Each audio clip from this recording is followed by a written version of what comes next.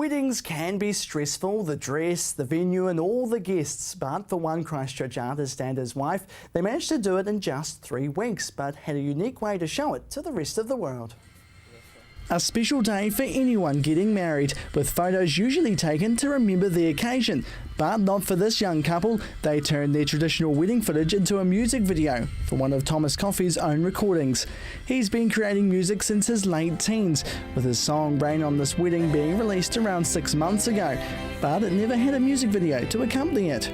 I talked to a friend who ran a TV production company, and he said, "It's crazy enough, let's do it." It started off as an idea in his head, wanting to make a video with actors at a wedding venue, but it turned into something a bit more real, with them both being the stars of the show. We had plans to do it in the past, but we didn't have the money to do it, and we had other people starring as the bride and groom.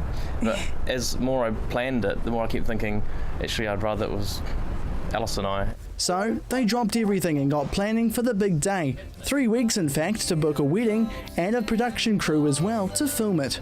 But they say it didn't add any more stress to the experience. It was a lot of fun for me, and my parents had organised a house that was perfect for it, unbelievably. Yeah, so I guess evidence of the stress, that it didn't really feel like it was stressful, but I think we both dropped about 2 or 3 kg in 2 or 3 weeks, What you need to do before a wedding anyway. And he says it makes it a lot easier knowing the crew behind the camera. We had friends also that we'd worked with on other music videos, Alice and I together producing, come up from Christchurch, and having them there and their experience and just the knowledge of us.